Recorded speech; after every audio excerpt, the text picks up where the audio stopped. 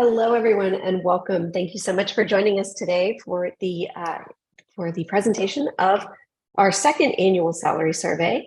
Thank you all so much for those of you who contributed to the salary survey. I'm Ashley, and I'm the head of financial narrative. Lovely to see all of you. Thank you so much to our panelists today. We have a great group who are going to introduce themselves in just a minute, but a few housekeeping items before we get started. If you have questions or comments, please put them in the chat. We love to keep these sessions very interactive, so please feel free to put your thoughts in the chat as we go. If you prefer that a question be asked anonymously without being attached to your name, you can send it directly to me and I will ask the panelists that question. For those of you who are looking for the salary report, that should be delivered to you on Monday. If you are an executive member or if you filled out the salary survey, it'll be in your inbox on Monday. Otherwise, you're welcome to go to our site where the salary survey will be available for download. We will be notifying the winner of the iPad today, and they'll be receiving their iPad shortly. And now we'll hand over to our panelist, Alyssa. Hello, and thanks so much for that welcome, Ashley. Thanks so much for joining us, everyone. And welcome to our session today, in which we are going to discuss the results of our second annual salary survey. Before we get started, I'd like to give a special shout out to all of you who took the time to participate in this year's survey. Thanks to you, we have an expanded data set and some really interesting points to discuss today. My name is Alyssa Gilmore. I'm the global head of communications for Bloomberg's financial products business, and I'm also proud to be a founding board member of Financial Narrative. I'm thrilled to be joined today by two experts who will comment on the survey with us, Jamie McLaughlin and Susan Thomas. Now, I'd love for each of you to take a moment to introduce yourselves, tell us a little bit about who you are and what you do. Susan, would you start us off? Yes, of course. Thanks so much, Alyssa. So Susan Thomas, I'm a client partner at Heyman Associates. We are a retained executive search firm here in the United States, despite we've got two Brits presenting. It's absolutely bizarre. So we retained executive search firm focusing purely on communications in general. So corporate communications, marketing communications, government relations, public policy, and investor relations. Terrific. And Jamie? Yeah, another English accent. We actually spoke about this. I think people think we're more intelligent than we are, so which is pretty helpful. So hence why we live in this country rather than our homeland. So yeah, I'm Jamie. I'm founder and CEO of Monday Talent. We're executive search and recruitment in communications, marketing, advertising, creative. I started my career in financial and corporate communications recruitment in London. So hence I've got a bit of knowledge about the finance world. We have our business has a particular focus on D&I in our recruitment. So 51% of our placements last year were people of color. And we recruit predominantly in the US, but we do some Asian European searches as well. Terrific. Well, thank you both for being here. I'm really looking forward to hearing some of your thoughts on the findings of the survey, as well as your observations of the market in general, and maybe some of the challenges that you're helping your clients address or experiencing yourselves as the market evolves. So why don't we quickly go into the methodology, so that all of our guests on today's call understand, what we've done, who we've canvassed. We did have 150 survey respondents, which is a terrific response. We're very pleased with that. We collected data from 145 organizations, including over 700 salaries. So we were able to get a significant sample this year. It is important to point out that since this is only the second year we've done this survey, however, while we do think we have significantly interesting findings to share, we're not at a point where we can share things that we would perceive as trends. There's just not enough data yet. So encourage everyone to participate again next year, and we'll be able to talk trends then. All right, let's look at where people joined us from. So the majority of our respondents were from the United States. Unsurprising, I think most of our financial narrative members still are from the United States, although we are growing very quickly in other parts of the globe as well. We had healthy responses from UK and Europe, from the rest of the Americas, and then we did have some input from African and Asia Pacific region as well. We had a good variety of company size respondents. So we can see that the majority of our respondents were still in fairly large companies, not really startup phase, but we do see that there's a good representation from sort of across the company size spectrum. And we'll see how some of that plays out as we get further into the findings as well. So why don't we go into talking about salaries? This is, I think, the measure that everyone is really looking at. How am I doing versus my peers? Did I get an increase? Did someone else get an increase? So here we can look at, unfortunately, or I think fortunately, we didn't see a lot of decrease. But maybe unfortunately, we also saw a significant portion of our population who did not get an increase at all, or who saw a very small increase. And I think this is in significant contrast to what we saw when we did the survey last year, where there was a sense that there were much larger increases on the table. We're just not seeing as much of that coming into 2023.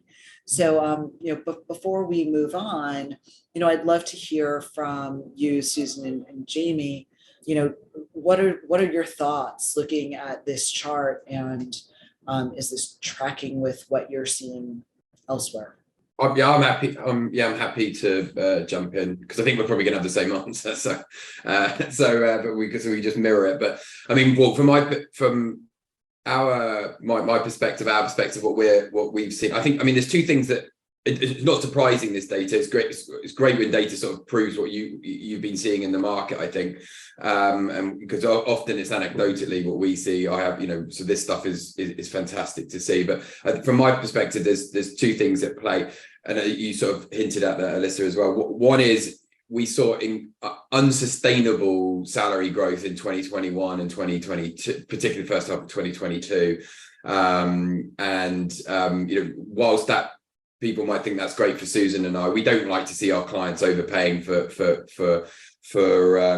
talent, and for the reason that it isn't sustainable, and also that's why I think we're seeing a lot of layoffs now, and a recorrection in the market. So that just wasn't sustainable, and a lot of people got their pay rises during a boom time. We're now in a downtime, so trying to justify 11 to 15%, 16 to 20% pay increases just wasn't going to happen, and very difficult to justify.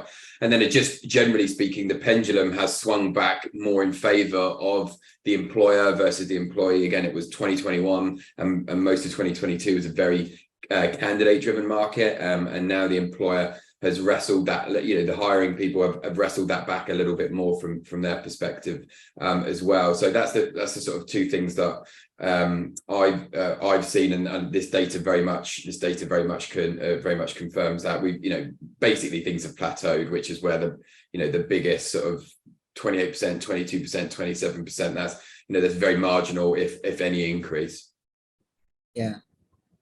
Susan, same from your viewpoint? Yeah, I think as Jamie said, we're probably going to see very similar things. I think the only thing that I could add to that would be that where you're seeing that there are still increases that you might not expect, I think that what we're seeing is that there's still some correction. So sometimes, for example, during a search, we've just run up against this actually, we'll be in a position where if you want a certain level of talent, and you're working with a hiring manager who's been with the organization for 10 years, you may run into that person having to get an increase at the same time because the correction is large. So we saw, I mentioned this, I think, on the last call that we all did together, we saw people moving both in and out of agency in-house and then out of in-house to agency, doubling compensation a couple of years ago. We're not hearing that so much anymore, but we are still running into corrections where people have stayed still for a long time in an organization and have not been compensated according to market. So that still is happening. That correction is still happening. So one of the things that, I think is really obvious when we look at this chart too is, many of the markets in which our members are based have increased significant inflation over the past few years. And we're looking here at when someone does get an increase, it most often is probably not in keeping with inflation. And so I'm wondering, are there any other sort of significant macroeconomic factors that you think might be at play here, or that you're observing impacting salary trends or employment trends more broadly?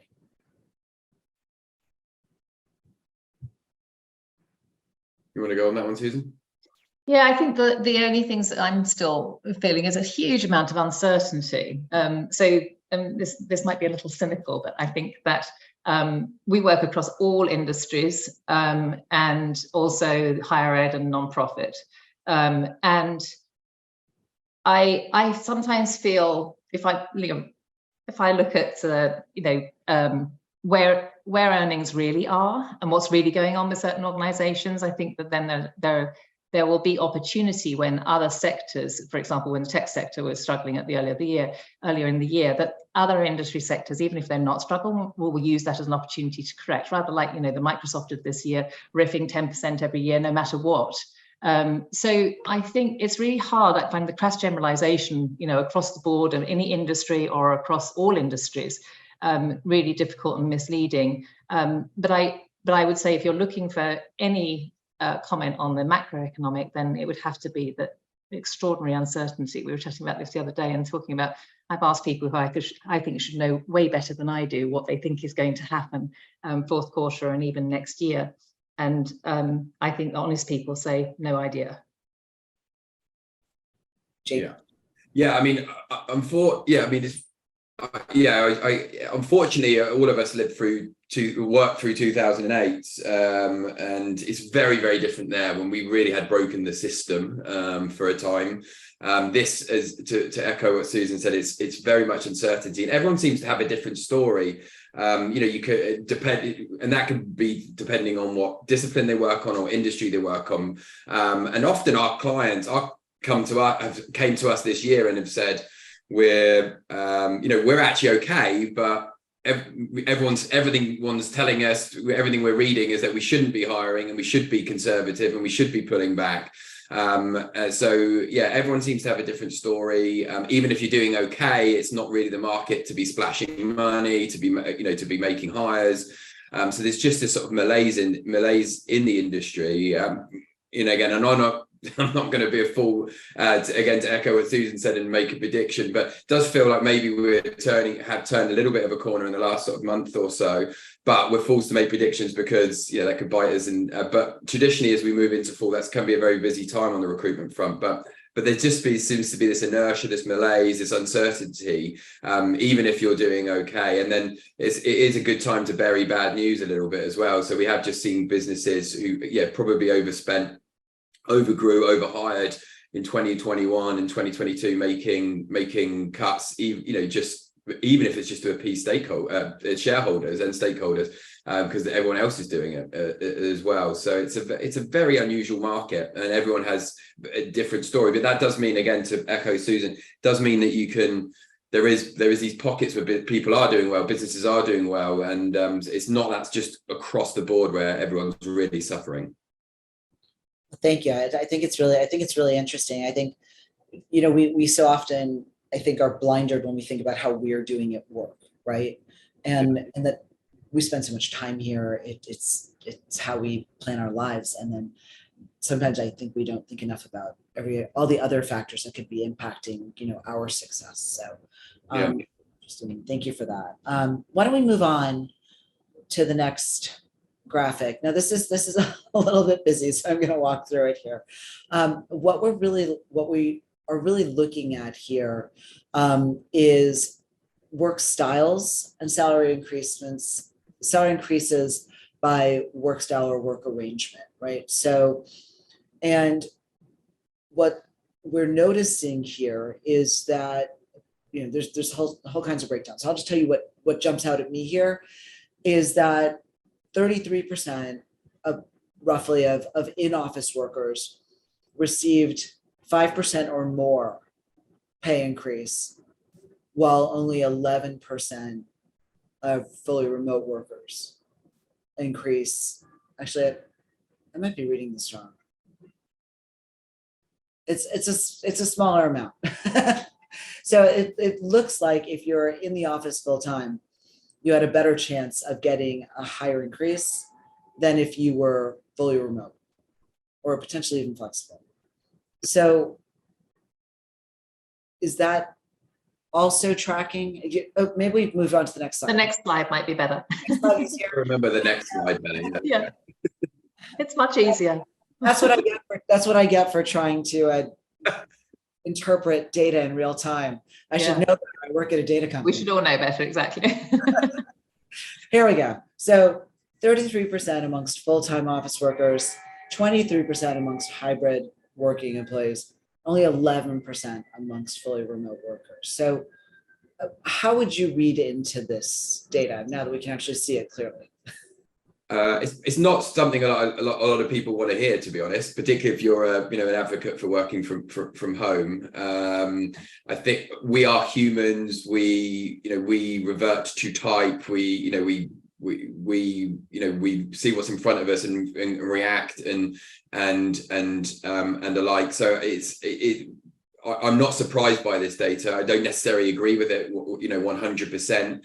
But we, naturally as humans, if we're interacting with people, if we, go for drinks with people, if someone sat next to us and we can, lean over and say, what do you think about this? You build relationships, you build trust, and you can do all these things over Zoom and phone and Slack as well. But again, I think as humans, we revert to type, and this is what we've been used to. And this is how we've climbed the career ladder traditionally. I think we call it as propinquity, isn't it? The closer you are to power, to an extent, the more likely you are to benefit from it. So I'm not wholly surprised by this data. Again, I don't necessarily agree with it. My business is pretty much wholly remote. But I very much myself favor in-person interaction versus remote. I can see one of my team is on this call and the rest aren't, so she's instantly going to be promoted, for example. So from that side of it, it's not surprising. I think there's a bit of also what we're seeing is as well, and I had breakfast with a woman from Apple yesterday. I think they're 3 days in the office a week, 4 weeks remote working is allowed. And they're very, very strict about that. And what we were talking about there was it's a lot of these decisions, these rules are being made by people who have spent their whole lives in their career in the office. And that's what they want. And this may change as, we have a changing the guard and older millennials start running, businesses, agencies, become CEOs. So this may change over time, but I'm really not surprised by this because it's traditionally how careers have been built: is get close to your boss, go for drinks, go to events, be in front of them. There's another thing that I would play into as well, and I do believe this. I do believe this side of it. One of the things I find the toughest is training and development, particularly for junior people. I think it's much easier if you're sat next to someone. I think it's much, you learn by osmosis, you learn by copying, repetition, listening, you build muscle memory and all this kind of stuff. So I do feel there's probably two things at play there. The older traditional way of doing things, which I don't necessarily agree with, but I do very much believe that it's much harder for maybe junior people to come into business and really experience and get trained and developed as quickly as well. So there's probably a couple of things in play there. Don't agree with the first bit, but maybe the second bit of the training and development that could impact people, but not wholly, and great people can still train and develop as well. And Susan, I'm curious, since you do cover industries, beyond ours, most of our members are, financial or financial technology.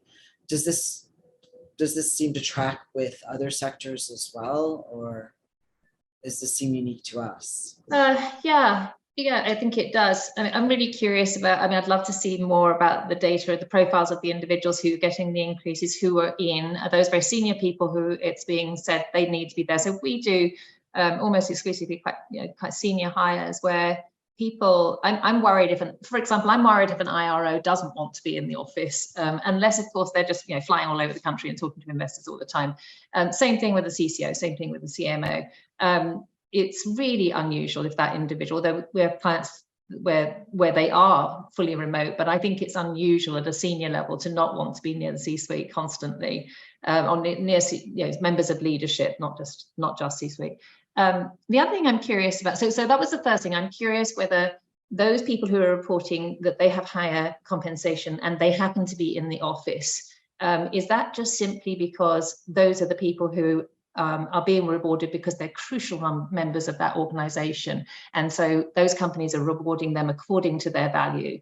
Or another thing, if they're junior people, is there incentive being put in place 100% financially so that they will come into the office, so that they will get trained better? I think people are looking for creative ways to encourage their workforce to get over what was a sort of, whoopee, we can all work from home, and start coming back into the office so that they can rebuild culture that has been lost, in their opinion. Right or wrong, it doesn't really matter.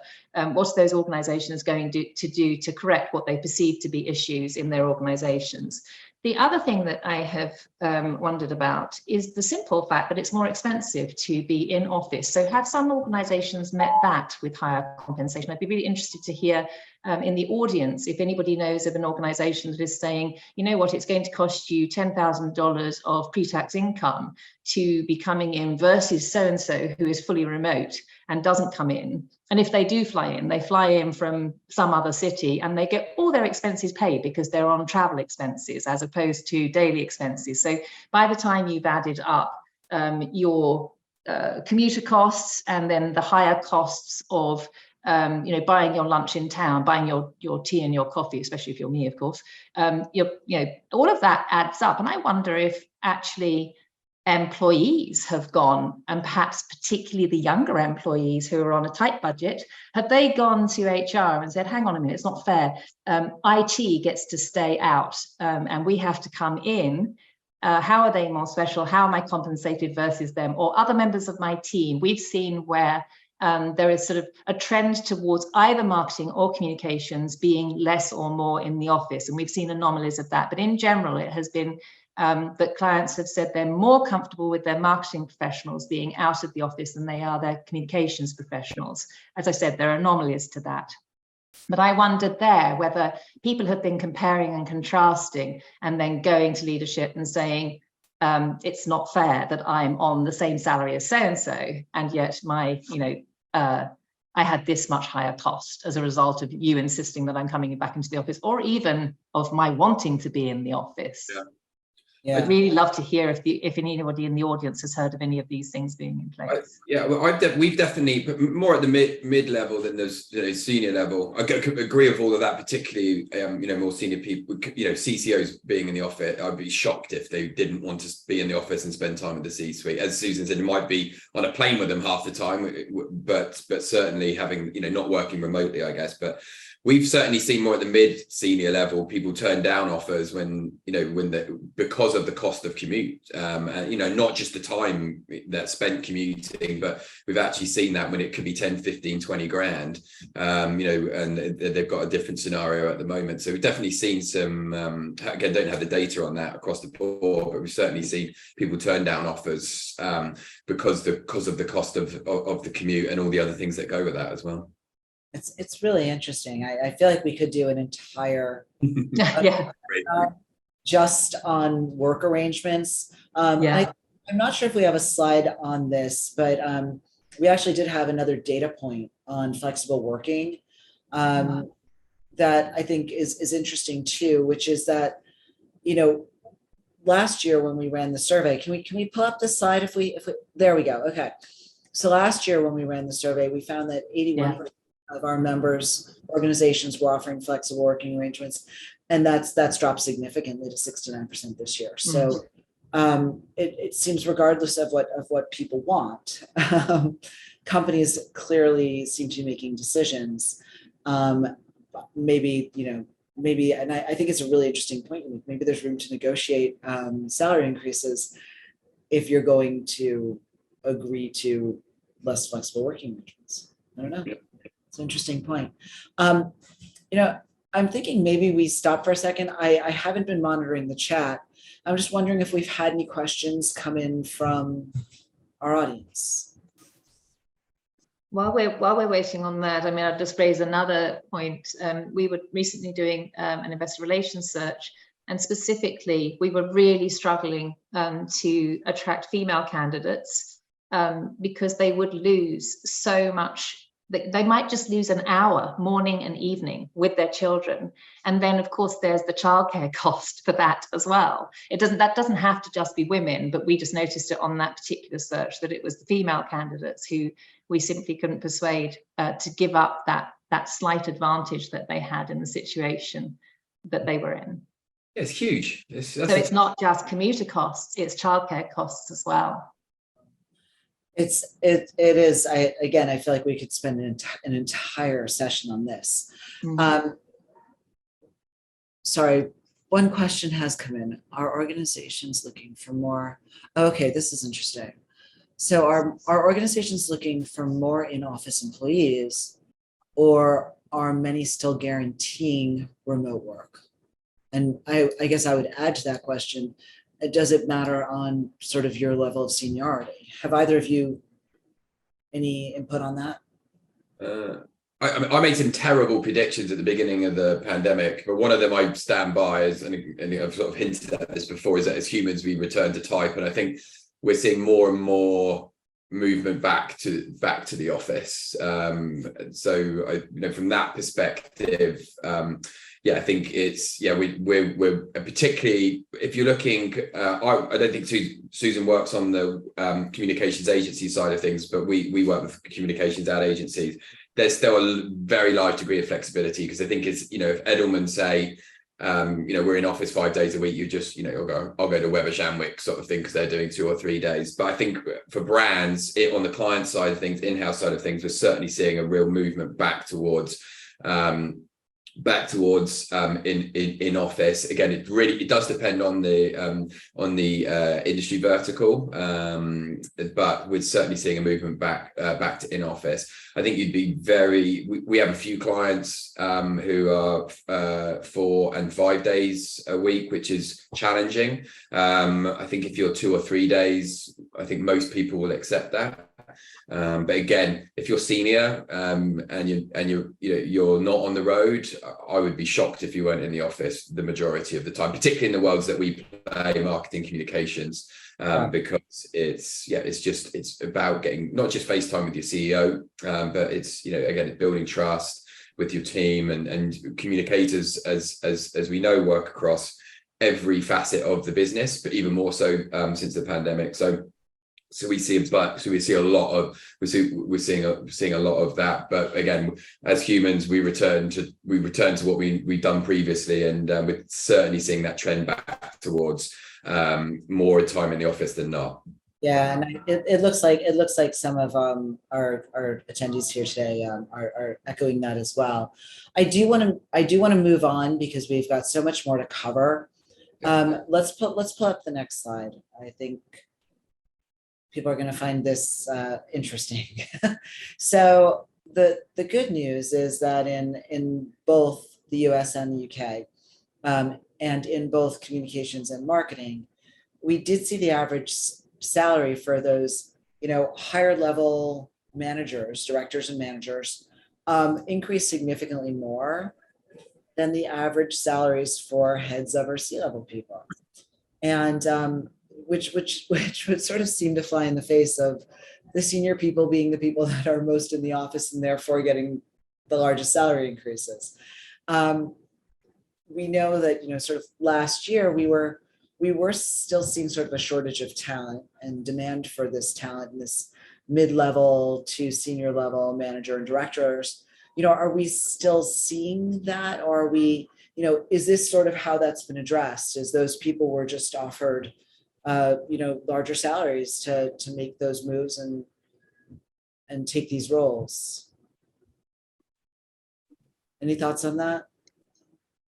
So sorry, your question, Alyssa, is has it changed much from what we were seeing, or has it corrected? Right. Is this sort of a reflection of, efforts being made to compensate those roles better so that people would move into those mid and sort of mid-senior level positions or stay with employers? Maybe Jamie is better suited to, as I said, most of our work is at the most senior level. I think that I guess so. We do some mid level, and of that we have done, financial services specifically shows up much better. They can afford that, the salaries are higher, so they have been able to attract phenomenal mid-level talent.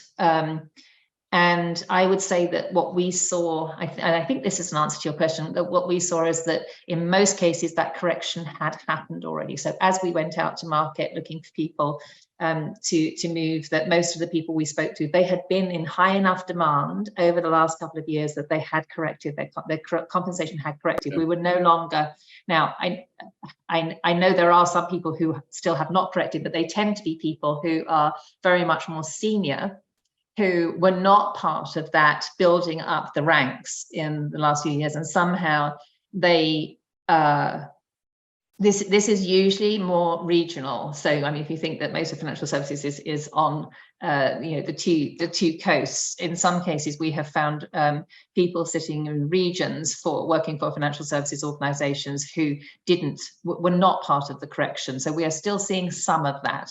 I was talking to somebody the other day who I think is horrendously underpaid to market, and it's somebody who's sitting out in a very specific region. I was hoping to get more. Somebody volunteered, a CMO volunteered to give me more information about what was going on from a compensation perspective in that region. Sadly, I didn't get a chance to have a conversation with her about that before this call. I was hoping to, because it sounded as if there was something very specific about that region to know. Otherwise, I would say mostly, and it's again crass generalization, but I would say mostly people we're approaching have already seen that correction.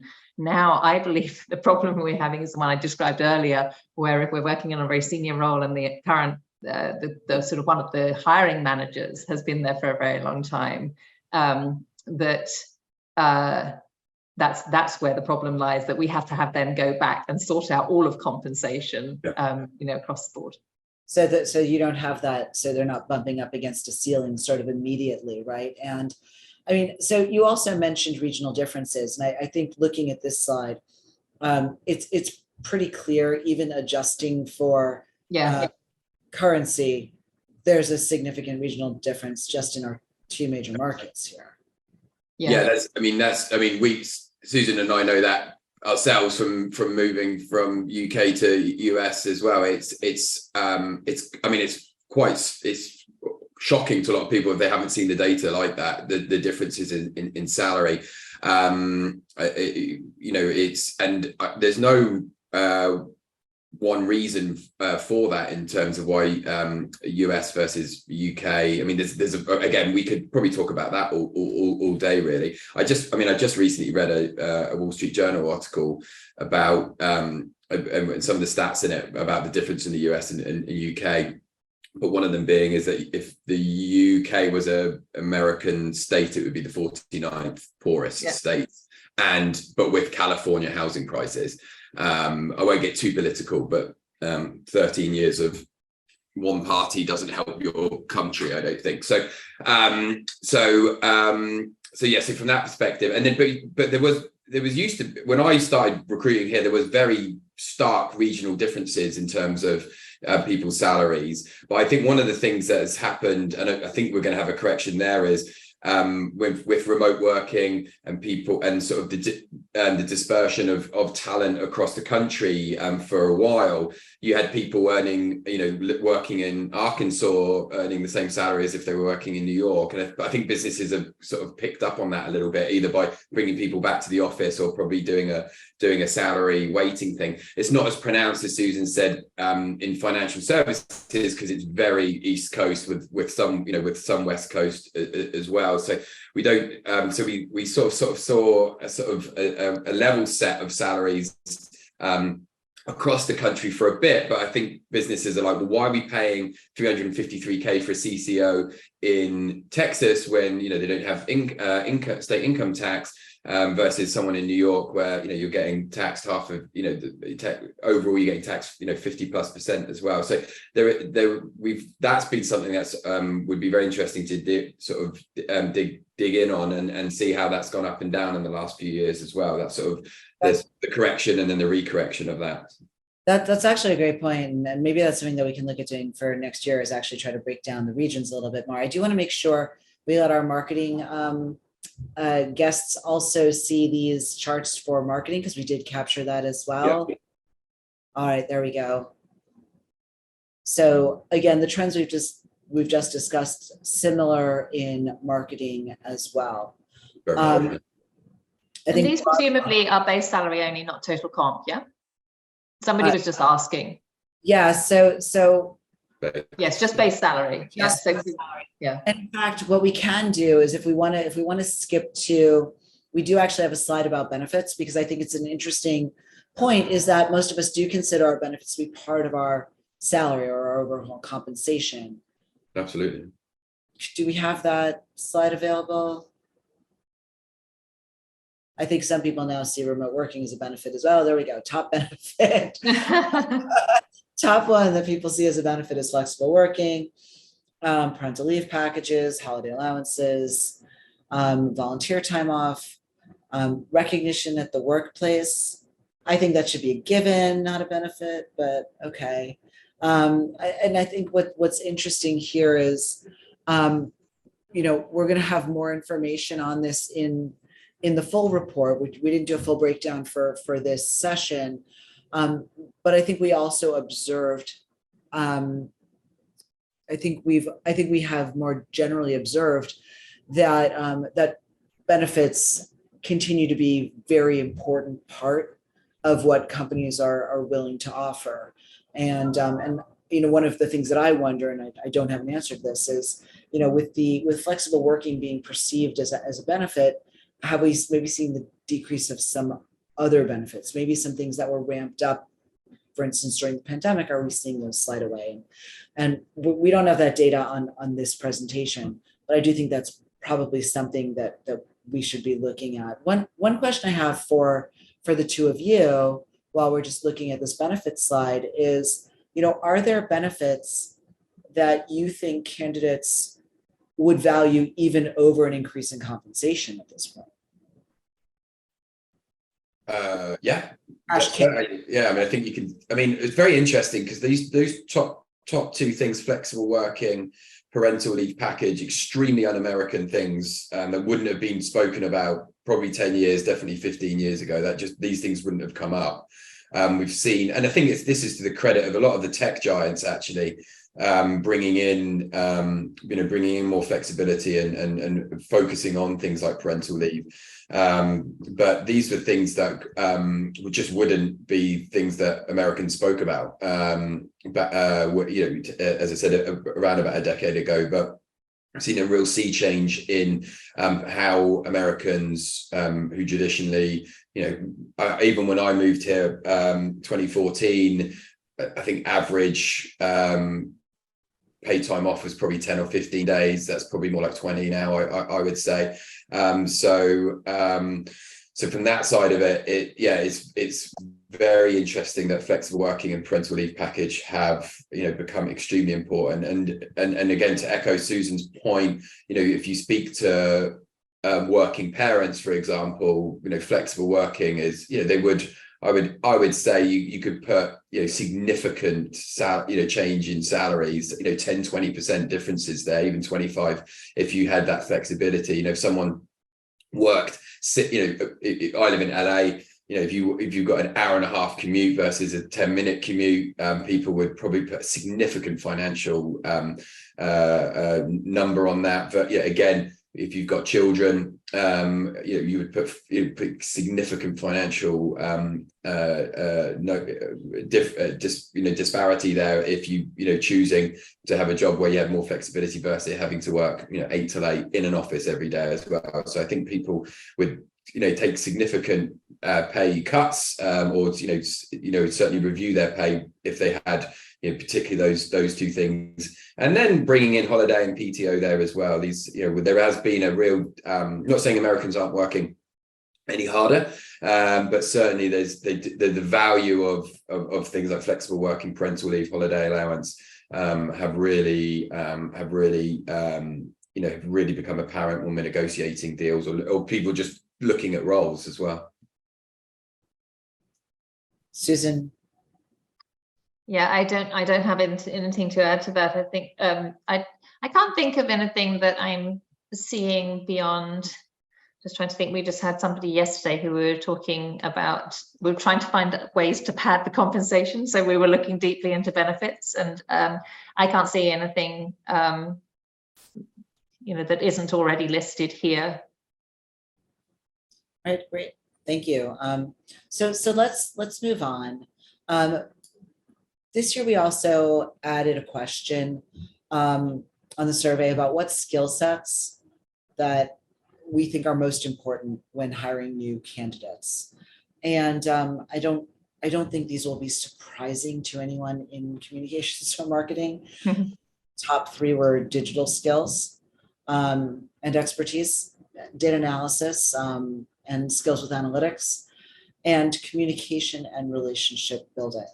When you think about the roles we're talking about today, does this line up with sort of like the most in-demand skill sets you're seeing? Maybe Susan, if you start. Yes, I think so. Maybe so. If I mean on the marketing communication side, I would say definitely. But it's happening in comms as well. Perhaps.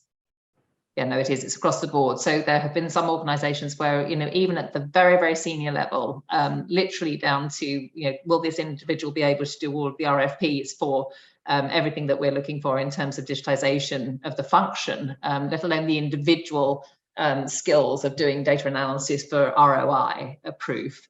So I think that the only thing that I would add to this that I suspect the corporate communications, the CCOs would say is an increased demand for truly strategic insight, strategic thinking at the level of I'm nearly as good at this as my CEO. That this needs to be somebody who, this is not unusual for financial services, CCOs in financial services or CMOs for that matter, but it is across other industries. And I wonder if it's interesting to people in this group. That then in other industries now there is higher demand for financial acumen. There's higher demand because I think that means for people who've worked in financial services in any of these roles that they can see themselves being in higher demand in other industries because they have worked so closely with the business, often looking at multiple industry sectors and understanding the differences economically in those different industry sectors. And then also vicariously, if not on purpose, will have picked up very good financial skills.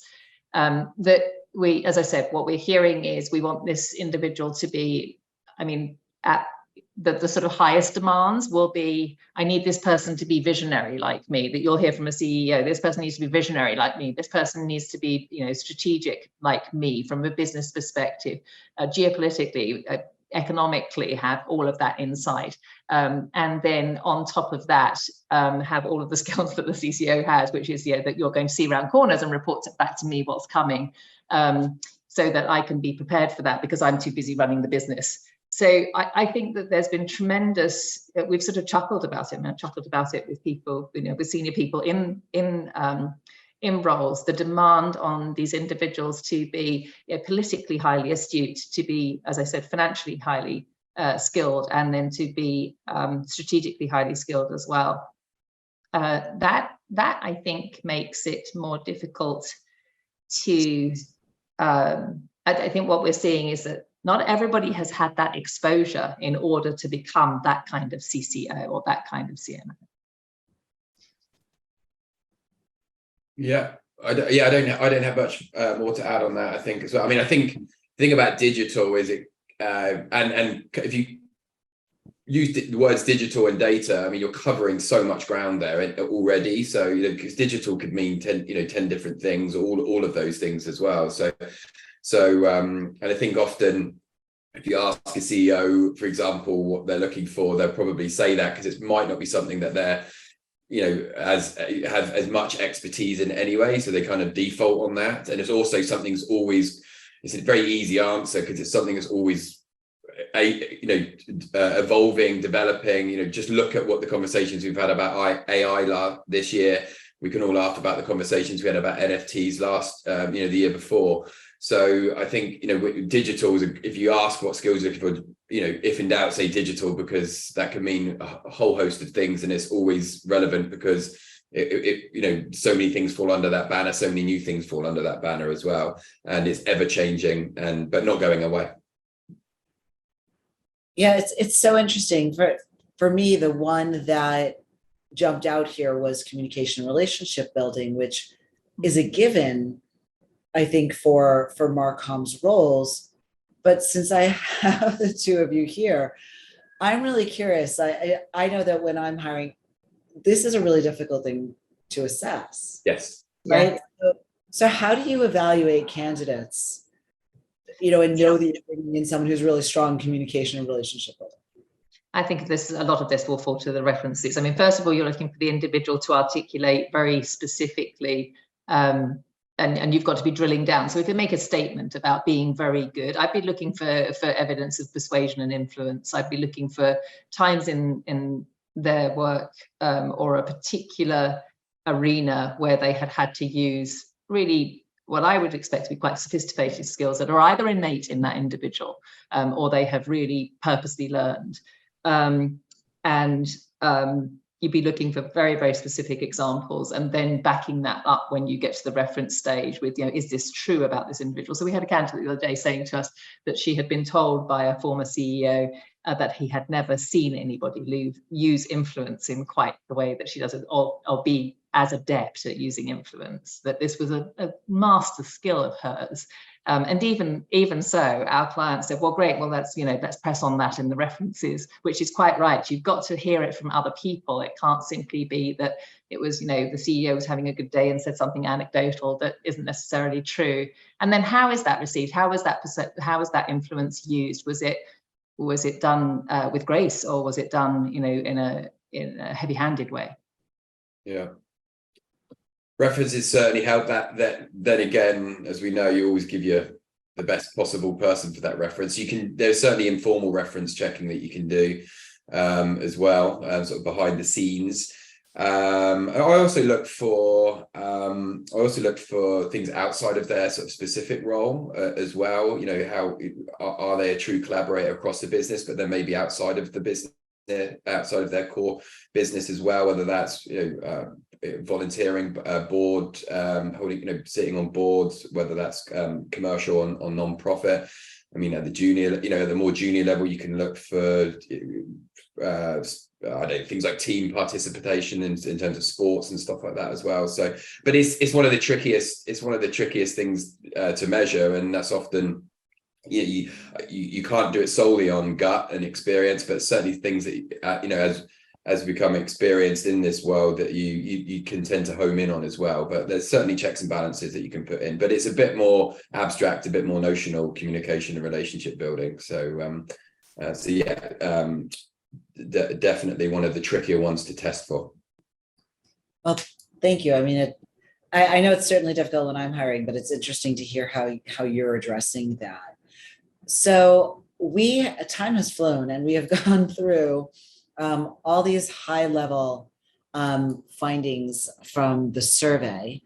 And, maybe just to wrap us up here, if each of you could share, is there anything that we haven't covered that you think candidates should know or that employers should know about, this space at this moment? Any key trends in hiring or in, determining appropriate salaries and comp packages that we haven't discussed?